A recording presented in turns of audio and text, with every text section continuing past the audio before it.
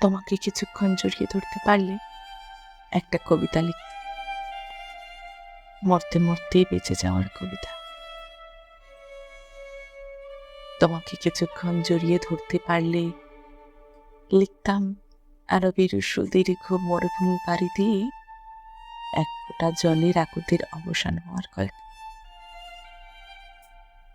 তোমাকে আরো কিছুক্ষণ জড়িয়ে ধরতে পারলে রচনা করতাম সমুদ্রের অতলে তলিয়ে গিয়ে হুট করে টেনে তোলা নাবিকের পরিশ্রমের দীর্ঘ উপন্যাস।